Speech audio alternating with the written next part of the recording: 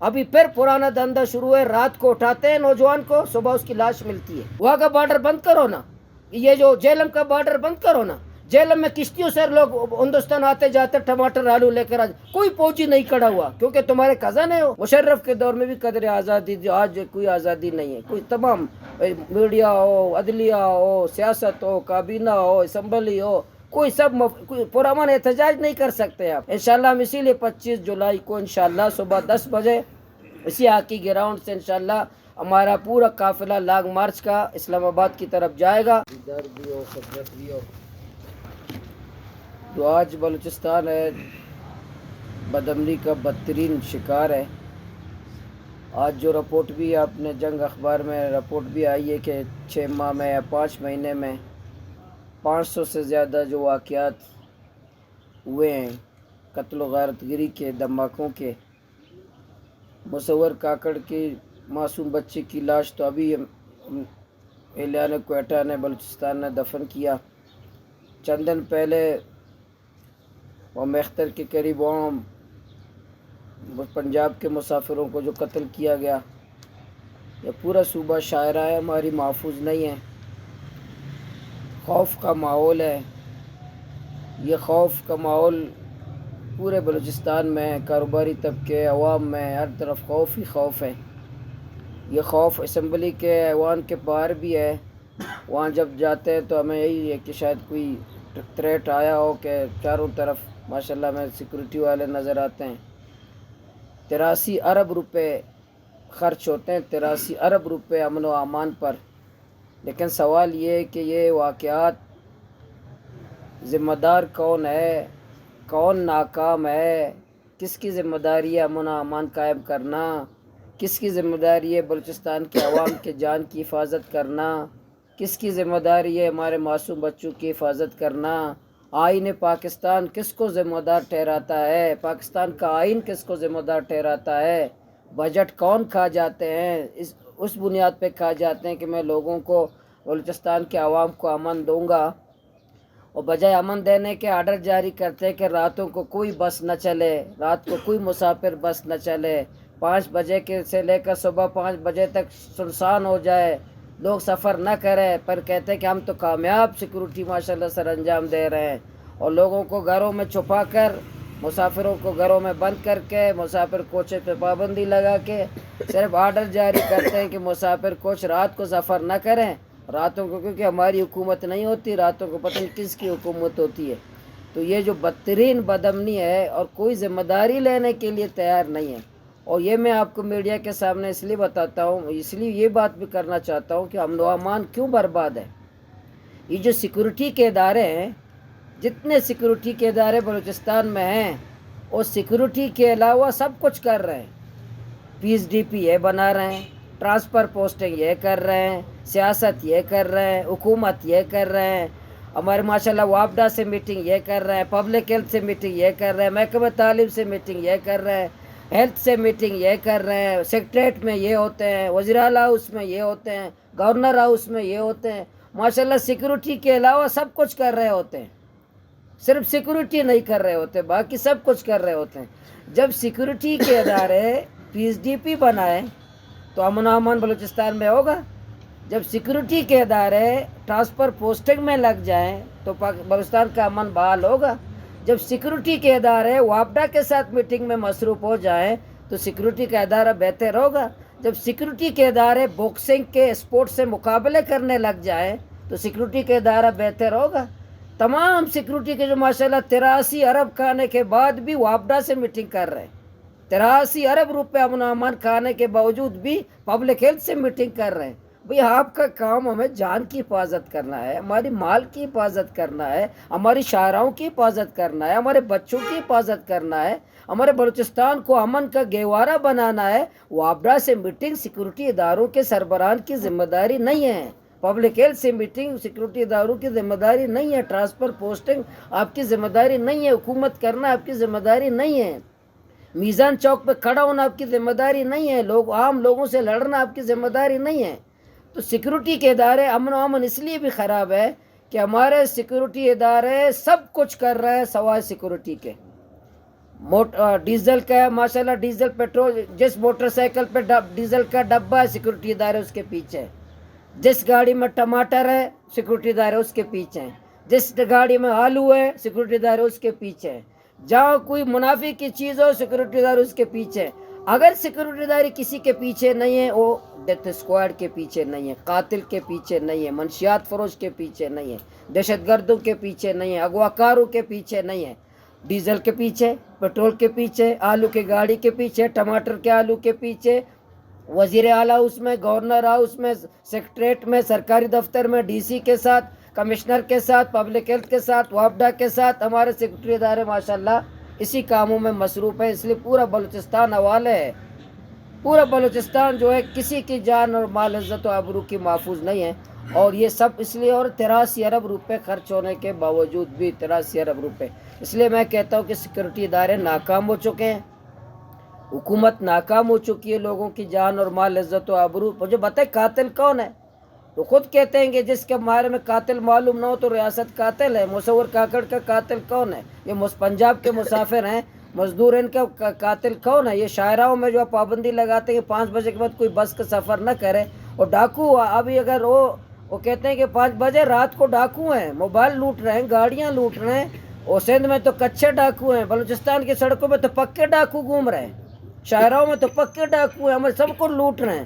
بھائی ہماری رات محفوظ نہیں ہے، ہمارا دن محفوظ نہیں ہے، ہمارا نہ بچے محفوظ ہیں، نہ اسکول وین میں بچے محفوظ ہیں، تو یہ ہمارے ادارے پھر بھی کتنے مطمئن ہیں؟ ایک میٹنگ میں نے ایسا نہیں دیکھا کہ اقرار کرے کہ ہم ناکام ہو چکے ہیں، وہ اقرار کرے کہ ہم ناکام ہیں، وہ بات مان لے کہ ہم ناکام ہیں، سیکورٹی ادارے ناکام ہیں، وہ تسلیم کریں اپنی ناکامی، وہ تسلیم کریں عوام کے سامنے اپنی ناکامی کہ ہم 83 ارب روپے کھانے کے باوجود ہم بلوچستان کو امن نہیں دے سکے، بلوچستان کی شاہراہوں کو محفوظ نہیں بنا سکے، بلوچستان کے معصوم بچوں کو ہم حفاظت نہیں کر سکے، بلوچستان کے مسافروں کے محفوظ نہیں کر سکے، یہاں کے سندھ اور پنجاب کے مزدوروں کی حفاظت نہیں کر سکے۔ اگر یہ پہلا واقعہ ہوتا تو سمجھ آتا تھا کہ ہمیں پتہ نہیں ہے۔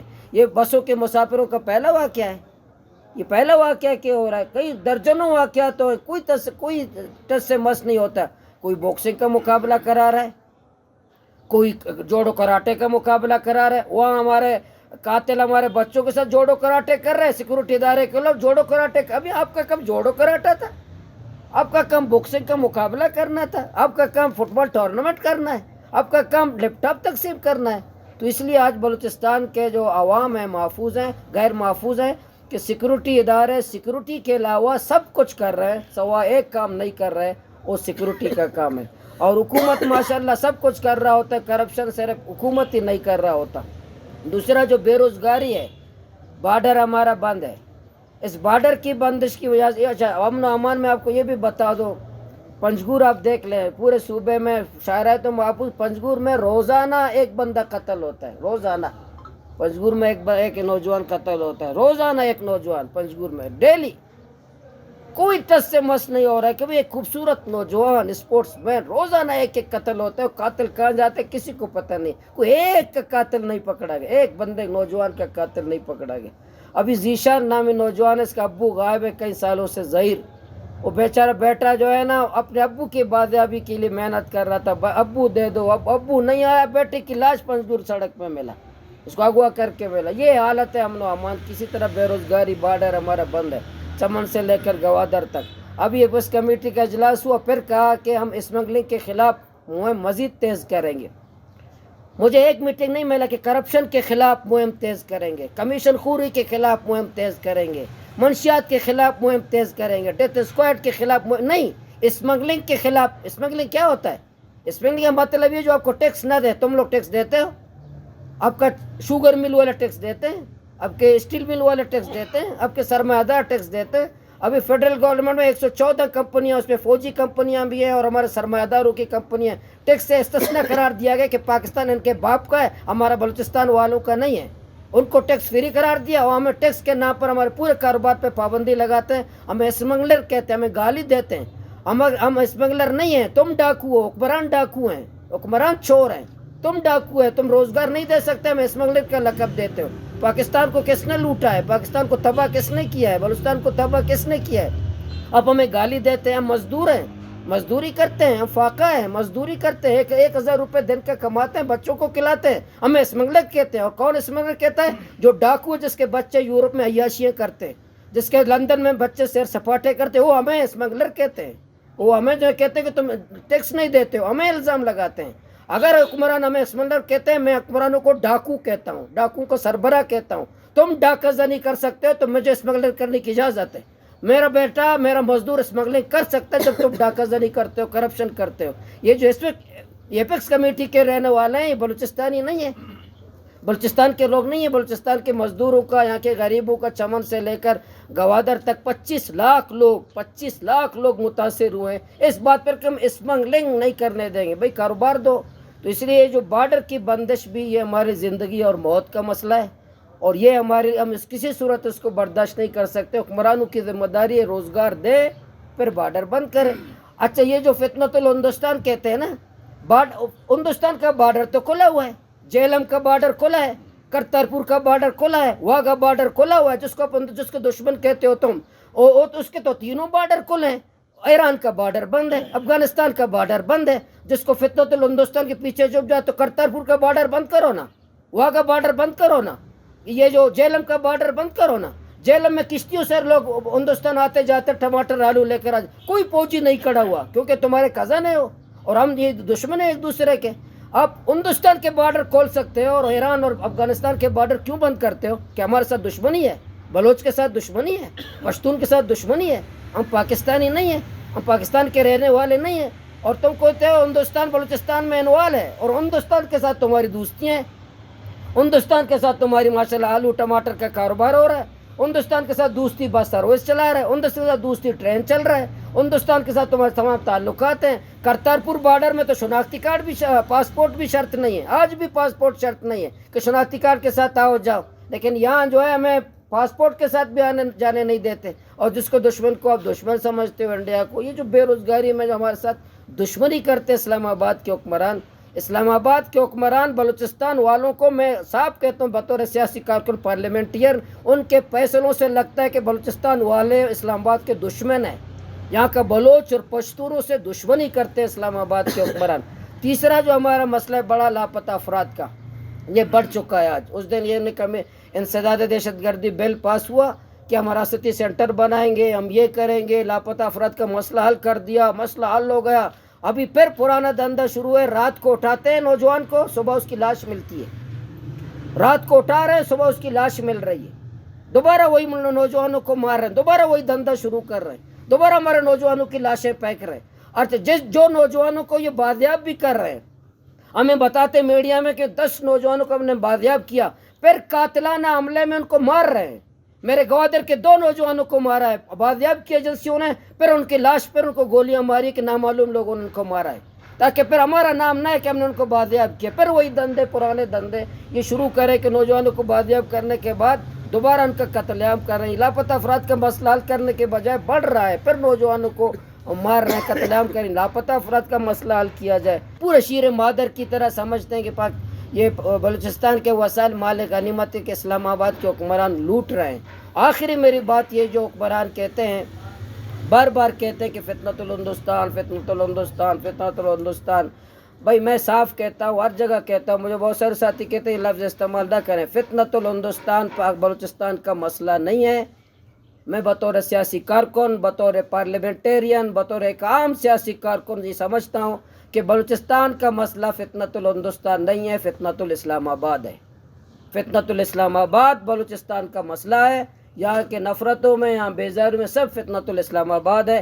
اس لیے ہم نے یہ فیصلہ کیا انشاءاللہ اسی اسلام آباد کے فتنۃ الاسلام آباد کے خلاف، ان ظلم اور زیادتیوں کے خلاف، بارڈر کی بندش کے خلاف، ایپسی کے ظالمانہ کردار کے خلاف، لاپتہ افراد کی بازیابی کے لیے، امن و امان کی جو بدحالی اس کے خلاف، اسلام آباد کی جو بلوچ و بلوچستان کی دشمنی کی پالیسیاں اسلام آباد کی، اور سی پیک میں جو محروم ہے بلوچستان کے، ان سب کے خلاف انشاءاللہ 25 جولائی کو صبح سیاسی جو غلامی ہے پورے بلوچستان ایک قید خانہ ہے۔